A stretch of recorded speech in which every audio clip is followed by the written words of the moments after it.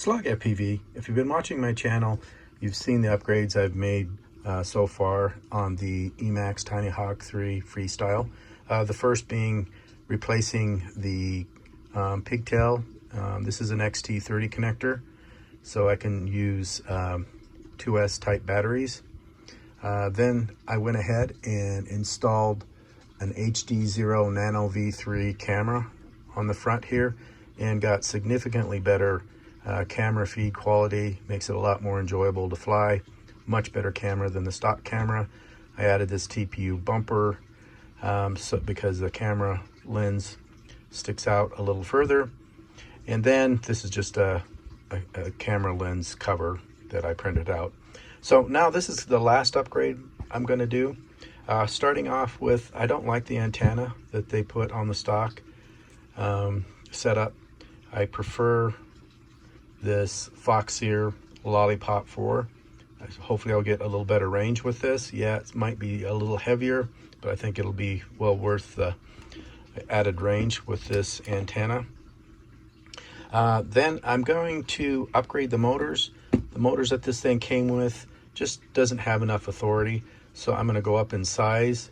The Emax 12 2.5 motors that are 7,000 kV, I just feel like they could be a little larger, so I'm going to step up to these.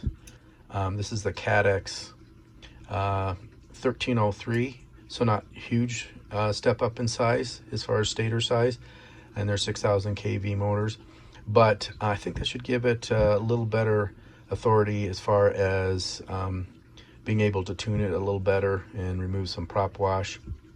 And these motors actually look like they're RC and power motors. Not sure. They were the ones that were available, and again, I didn't want to step up too large in size, so I think these will be good motors. And then lastly, to give it some bling, I'm going to add these little LEDs. They're kind of like race wire with LEDs. That allows you to change out the motors very easily. So that's what this upgrade is, or I should say upgrades, are going to entail. So let's go ahead and get started. Remove the 4 props. Next, I'm going to remove the motor tape, and then I'm going to cut the motor wires about halfway down. I want to make sure that I leave enough lead on the stock motors so I can use them for some other project. Motor wires cut. I'm going to remove all 4 motors by removing these 3 screws that hold the motors in place. Motors removed. In FPV, one of the things you quickly discover, even though you think you have a plan that will work, it falls apart sometimes. And here's an example. I thought these small LEDs would work out, but they ended up being just too small for the motor wire leads. So I'm going to have to abandon those small LEDs and go with these larger clear racing LEDs. They just will work better with this arm arrangement, and these are just way too small. Look like they're more suited for tiny whoops. Top plate removed so I can solder it easier. Just finished tinning race wire pads. ESC motor wires soldered up. So I'm showing you one of the motors soldered up. Again, when you do modifications and builds, you always run into snags. And unfortunately, this isn't an optimal solution. If you notice, the LEDs I have here are great, but they're only 3S to I think 6S capable, which is unfortunate. Of course, we're running 2S here. So I'm just using it as a straight race wire type board. I want to use it because it makes it a lot easier to replace motors, like I stated before. And then plus the motors I got, the leads aren't long enough. So this isn't the greatest solution. There is on RDQ, Joshua Bardwell has a RDQ PCB wire that allows you to use a leadless 20 millimeter race wire, which would fit perfectly, but it's out of stock. So that's why I went with this. There's an Apex one, but that's way too big. So this is, the compromise you have to make when you're doing, modifications and builds. Okay, I have the motors all soldered up. I only used 2 screws on the bottom because I'm going to be backing those out and putting a little bit of Loctite on them so they don't vibrate out. And it is displaying just a little bit of lead when you plug in the batteries and spin the motors, but it's not, it's pretty meager. But I'm okay with that. And then we'll go ahead and install the lollipop antenna. So we're going to cut this tie wrap here to remove the antenna, and then you can just follow the antenna lead over to, you can see this point right here, and I'm just using a flat nosed screwdriver, and I'm just going to pop that up real gently. Okay, I have the Lollipop 4 installed. You can see here, it just kind of fits in this channel back here. Then you just tie wrap it with your pigtail, and it secures everything up.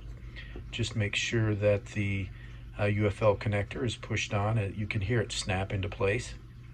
And so next, what I'm going to do is put the top plate on, and I'm going to take it into beta flight and make sure the motors are spinning the right directions. Top plate is on. Just wanted to show you what the finished product looks like. We're coming in at 76 grams, so about 10 grams heavier than the stock version. Next, I'm going to take it out for a flight to see how well these motors do, as well as the range on this VTX antenna, the Lollipop 4, and also see whether or not the flight characteristics have improved for acro. And then lastly, I want to see whether or not we've impacted how long the flight duration is going to be with these larger motors. So here are my final thoughts on the upgrades that I've done so far. I want to talk in terms of return on investment, and what I mean by that is time that you have to put in complexity, as well as the expense. So I have these stacked ranked. So number 1 upgrade in my mind is the HD 0 Nano V3 upgrade. You're buying the HD version of the Tinyhawk Freestyle 3 with the thought in mind that, hey, you want HD quality video feed in your goggles. And this is a dramatic improvement for $49.99 US and it's a simple upgrade. It's not that hard, no soldering involved. You just have to physically install the camera. It's easy to take the backing plate off the camera, and then the MIPI cable, just plugging that into the new camera. So it's an easy upgrade. Yeah, it's a little spendy, but I still think that's my number 1 upgrade on the Tinyhawk III Freestyle. So the next one is the XT30 upgrade. The PH 2.0 connectors just have way too much voltage drop, so you'll get longer flight time, and I really don't think this quad does well running on 1S, so I wouldn't even go there. So I think this is a worthwhile upgrade. Doesn't cost that much. It's pretty easy to yeah, there's some soldering involved, but it's not too hard to solder on a new pigtail. So that's my number 2. Number 3 is a VTX antenna upgrade. The Foxeer Lollipop 4 dramatically improved the range. I'm going to show you a quick video here, and I was going out significantly further, almost out to the clubhouse, which is kind of my litmus test of how well VTX is doing. And of course, this is at 200 milliwatts. The next thing is the foam rubber landing pads. It's a fairly cheap upgrade here, and it's easy to do. You can buy these foam pads off of Amazon. I just split them in half horizontally, and then they have this double-sided sticky tape on it, and you just cut them to size and stick them on. Easy upgrade, prevents you from having to replace the motor bolts because they get ground off if you're landing on concrete. Makes it real easy to do soft landings on concrete. The 5th thing on my upgrade list was the motor upgrade to the Cadex FPV 1303 6000 kV motors. It is one of the more expensive upgrades, and if I had to do it all over again, I'd probably use the RC and Power GTS V3 motors. They're the same kV, same size, and they're cheaper, and they have longer wires, so I could have avoided having to use these race wires. But also let's talk about the good of these motors. First, it really does improve the linearity of the throttle response. It did help with the tuning of the quad. I did turn on RPM filtering, and I seem to have a lot better prop handling. I did try the RPM filtering on the stock motors. I didn't get quite as much improvement in prop wash handling, but when I had the CATX VPS 1303 6000 kV motors, it did improve the flight characteristics. But the things that I didn't actually get out of it was better punch outs and responsiveness of the motors. But what surprisingly I found was, even though this is 10 grams heavier, I was getting, as you can see here, 40 seconds more of flight time. So these motors are a lot more efficient than the stock motors. So if you're into longer flights, it might be a worthwhile upgrade for you. Then of course, number 6 on my list is the TPU front bumpers. I mean, you have to have a 3D printer for that. I mean, I'll go ahead and link the STL file for that on Thingiverse. If you have a 3D printer, it's a pretty easy thing to print out, and it did protect it. I mean, I did have some front end crashes, and I didn't break any lenses, so I think it's worthwhile if you have a 3D printer to putting those on. The last upgrade I want to talk about is the race wire. I really just wanted a basic race wire like what you use on 5-inch quads. That makes it just really easy to replace the motors if they get damaged. And for these small nano quads like this Tinyhawk, it's just really hard to source those. The closest thing I could find again was the barbell race wire, but that was out of stock in the size I needed, so that wasn't an option. So a little bit of frustration there.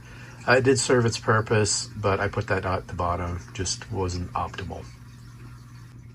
So this segues into the elephant in the room. I'm sure that people will question all the upgrades I've done. Well, why didn't you just do it yourself, do your own build versus a bind and fly? And so I'm gonna go over that next, the pros and cons of that. To start out, yes, I have done 2.5-inch builds in the past. This is a tadpole build that I've done. It is 3S capable. It does have a 16mm stack in here. As you can see, this is a better build for doing classic freestyle. So let's go over the pros. The pros for doing your own build is you can customize the parts to your needs. You can pick your own frame. You can see this has great camera protection on it, and you can use premium level components, which you might not necessarily get from a bind and fly. And also there's some other things that you can do, which is have a 3S all in one. The overall flight performance can be better if you pick the right components and do your build and do your research. So I would say that this one actually is better at freestyle than this one. But of course, this is dated. I did this build, oh gosh, it's over 4 years ago. So obviously, I would have, if I was to do this all over again, I would use different components than what I picked here. This is a FR Sky receiver on here and an analog. Then the next thing is the cons. So potentially the build costs will be higher for a DIY build your own type of solution. And that's because there's no economies of scale. I mean, it'd be like arguing that, oh, I can build a car cheaper with buying parts, off the shelf and putting it together. Definitely consider the overall bill of materials cost can be higher. Also, for 2.5-inch builds, there's not a whole lot of parts. So sourcing components like the frames and motors and props is more challenging.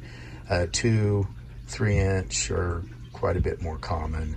And then of course, jumping up to 3.5 And 5-inch quads, there's a lot of components. When you in 4-inch, not as much, but again, part availability can be a challenge.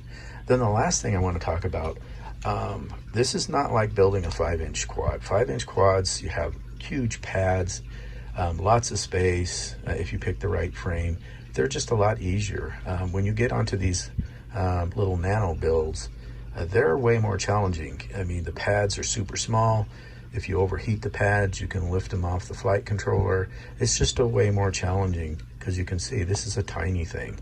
And so you better have better soldering skills if you're going to go down that path. So I think for a new pilot, there's nothing wrong with a bind and fly. You get lots of fun. This is a good little park flyer. It has great flight time, and you know, you're not going to start out being at the same level as a Mr. Steel or somebody like that. You know, so you're going to be honing your skills with this, and then later on you can upgrade to, you know, 3.5, and then eventually to a 5-inch freestyle quad. So I think this is still a good option for new pilots. So that's really all I have on this, and with that, I always greatly appreciate everybody tuning into my channel. Thank you.